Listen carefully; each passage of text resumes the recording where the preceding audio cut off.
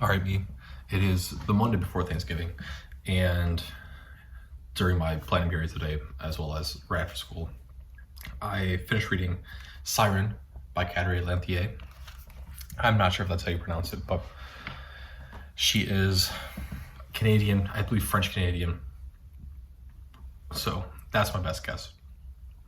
Anyways, this is a book of poetry published late 2010s, I think. This is the second time I read through it. The first time I read through it was for my poetry class in college, and I had the opportunity to exchange a few emails with Kateri Lanthier about this collection and about some of the meaning of why it's all in this one collection and things, and then do a 30-minute presentation on it. I'm not going to do that 30-minute presentation, mostly because I don't remember most of it. However, a couple key points that I do remember that I remember, getting back to this is the title of the collection itself, Siren, is involved in a lot of ways. Number one, it is siren as in warning, right? It is the warnings of a lot of the issues that come along with womanhood and with the, I don't want to say dread, but the constant issues that exist simply because a person is a woman, right? Whether that be through relationships, through professionalism, things like that. And there's also Siren in the sense that it is the mythical creature Siren. The collection mostly focuses on ghazals, which is a form of poetry that originated from the Arabic region, I believe. But it's basically sets of couplets that then form a longer poem. And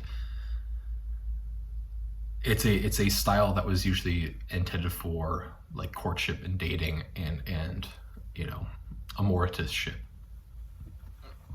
And Kateri used it in a way that is about it's alluring and it's inviting, but it's also dangerous. A lot of this book does focus on relationships in some way, whether that be through romantic and sexual. For the most part, it comes through a lot, but a lot of it also has to do with the fact that and issues of growing up. There's a good chunk of this book that is dedicated to, at least from what I can remember now that I've sat through, some very apathetic high schoolers. Sections of this collection that are focused around getting periods, and then the physical effects, but then also living with that constantly, and then eventually, as has been evidenced in my own life recently, what happens when women enter into menopause and things like that. And this is more so my personal life and things, but for a very long time, and even now, there's never really been a whole lot of research, according to some people that I live around and have been around most of my life that have talked to me about these things,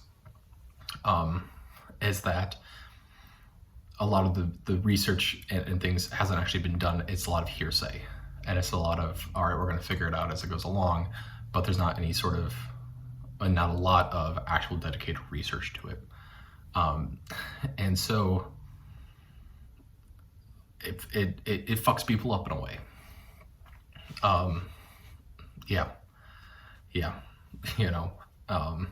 Thinking back to, God, this was probably the worst moment I ever had to deal with when I was working at camp, but it's also a very funny moment in which we had an animal that had given birth at the very beginning of the year, and during the birthing process, the horse had effectively,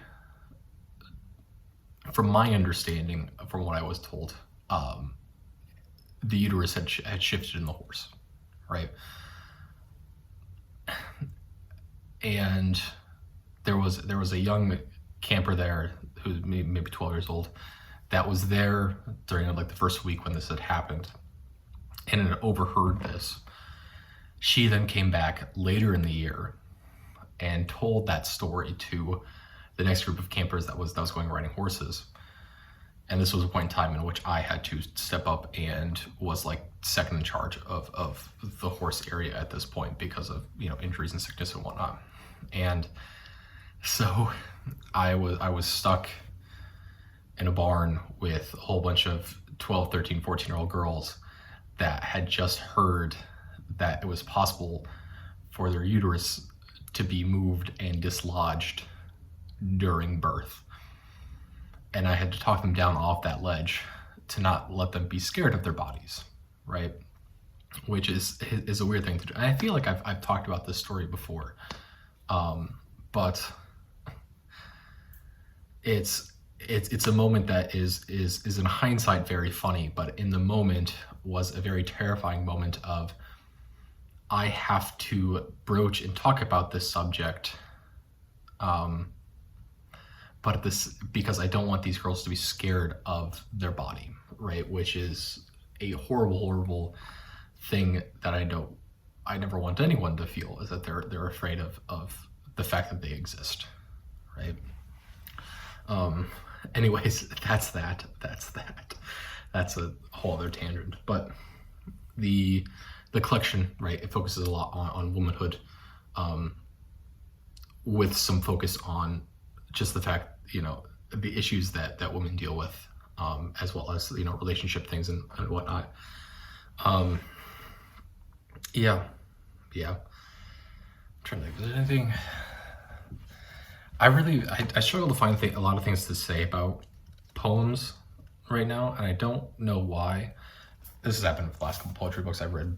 And maybe it's because I'm just not in that state of mind anymore, really, in which poetry really speaks to me the way that it did when I was 19, 20, 21 years old. Yeah. Oh, the other thing about this book is full of references and allusions to both Shakespeare, a lot of songs, but then also nursery rhymes. And remember, I embarrassed the hell out of myself when I was asking some questions to Miss Lanthier, because there was a number of questions that were about these illusion things. And it's because, and to her, they're very, very simple, right? But to me, unfortunately, simply because I was never someone who really had nursery rhymes as like a part of my childhood, completely lost on them. And so, you know, I made myself look like a blithering idiot by asking about these things and having needed some explanation on them of what they mean and what she's trying to connect to, right? But that once again ties into this whole idea of like growing up in childhood and innocence, but then also needing to grow up and be an adult, right? And I think that's one of the main takeaways and main themes that gets covered if you look at the collection in its entirety, right? Is that one of the weirdest things about being a woman, especially someone who is looking at like being in a relationship and things, is that there's this constant issue in which it's lady in the sheets freak, yeah, lady in the streets, freak in the sheets type idea. I don't remember where that part comes, those lyrics come from, but right, this constant idea of where you need to look innocent and almost childlike in how you act the majority of the time, but then you're also expected to live up to this sexual livelihood that is expected from you, but then also no one wants to talk to you about it and really deal with these things. And so it's a constant struggle of just like not having those things available to you, and also having these wild standards that are set for you, that it's impossible to live up to. So yeah, that's that. Let's see if there's anything else in here. Oh, a good portion of the collection also harkens back to red hair, which is another part of this whole Siren thing, right? Which is that the idea and concept that people with red hair, especially the women that have red hair, are looked at as a fetish, right?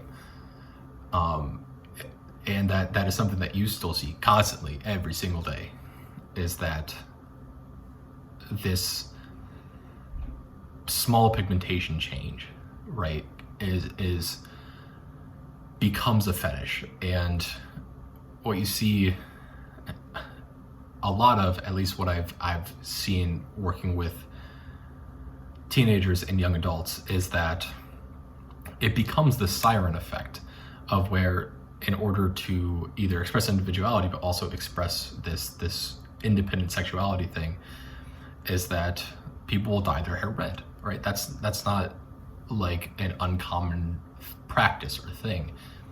At the same time, however, then it infers that people who naturally have red hair are also within that stereotype or concept or idea. And it's this forced fetishization of something that you might naturally have, right? It's the same way that, like, you know, you see that women that just happen to have larger breasts or larger asses or anything of the sort, they